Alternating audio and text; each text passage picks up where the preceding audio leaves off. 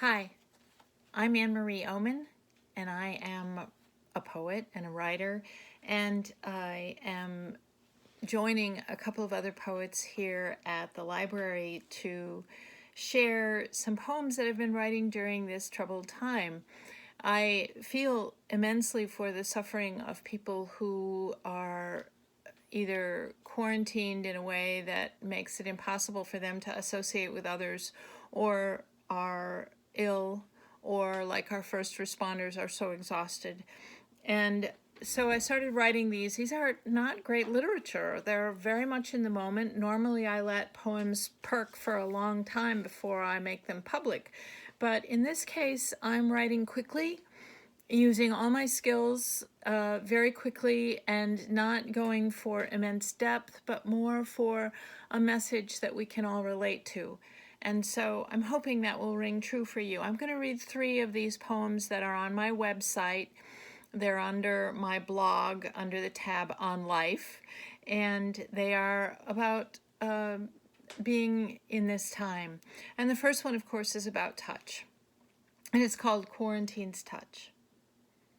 I walked the empty road to a neighbor's house. I hesitated to knock. I'd have to touch the door, but then I did. She came. Her hair mussed, smiled, and put her palm against the glass, and I put mine against the cool on my side. Did it warm?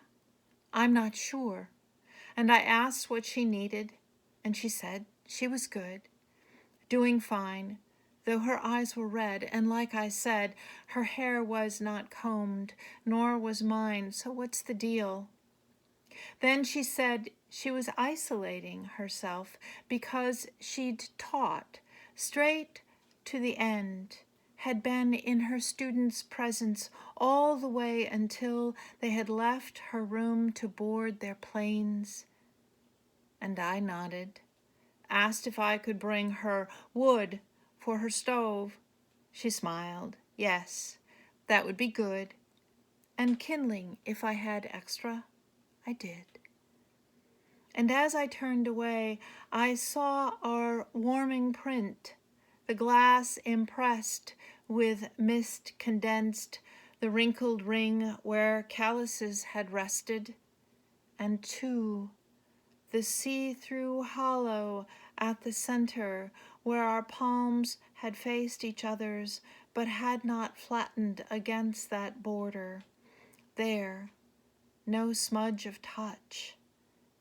And I could see where our first language should have been. So that's about a teacher friend who worked at an international school and had to say goodbye to her students before they boarded the planes, and then kept herself in quarantine for a while. So I hope that was clear in my reading of it. Like so many people, my husband and I are starting a garden, and it's not just for food, it's also for the comfort of it. And so this is called Vaccine, and it's in hopes of a different kind of vaccine. Once decided, and without any idea of cost, we figured out first how we'd break the sod to dig that dead orchard's turf. We figured it would take some work and we'd have no help. We figured out an old school strategy, planned first for the deer. The fence had foiled us last time we tried.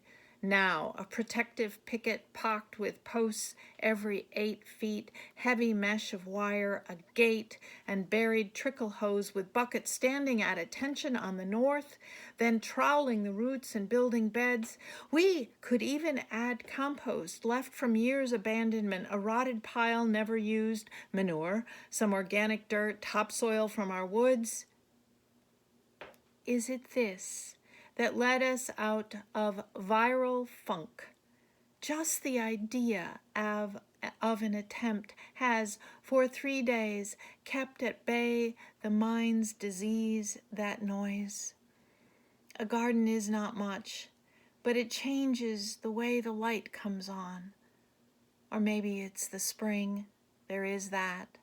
But in the end, just today, we walk the fields, rake the weeds away, set the stakes, tape a reckless boundary, get our hands so dirty we have to scrub even harder than we did before. And perhaps that too is protecting us. So that's about the natural world being a kind of protection that can help us through this time. I find that my poems right now are coming from just being present to what's happening. Some people can't do their art during a time like this. I think that is understandable. It's very unnerving and distracting. But this came from just trying to be present to what was around me. I'm privileged to have access to the natural world, and so I watch the skies when I walk, and this happened. And I hope this is something we can all take to heart as a part of the world for all of us. So this is called Something Rising. Walking the old road again, I heard them, chortling high as they flew, that chuckle that sounds like family gossip, though of course it's not. They appeared below rain-stained clouds, a dozen sandhill cranes against the sky, together in a flock. Then, to the north, another sound, like theirs, but off, higher, both in sky and pitch, and if I were to assign it tone, frantic would be it. Scanning skies behind the flock, there, too high, a crane almost lost in cloud, alone, struggling to keep up but falling behind. And from it came that call. Here we are, I thought, nature's cruelty, survival of the fittest, social Darwinism, etc. We know the drill. Then the pull of sadness, companion of my day, and so I was about to turn away when a third cry sounded through the mist, a lower honk, insistent and short, and there I saw one from the many break, leave the now distant gang, arc backward toward that wandering one, calling in return, "Galumph, galumph," as in, "Come on, come on." And with a final cry, short, desperate, and high, that lost one found its guide. I stood in the empty road, brain stunned by what I'd seen, some animal instinct rising to save, after all, the least of us. So those are 3 poems from a series called Pandemic Poems for All of Us. And there are more of them available on my blog. It's AnneMarieOmen.com, and it's ANNE-MarieOOMEN.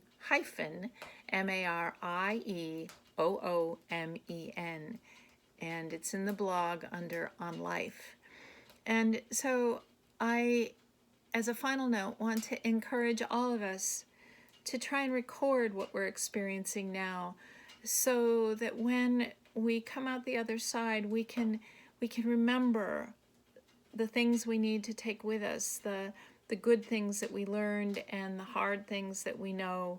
And so if we write about them and go back from time to time and think about those words, I think we can better learn whatever lessons are being offered right now. Thank you for sharing this time, and I sincerely hope that all of you are well and that you're finding hope in words and poems and stories and songs. Take care.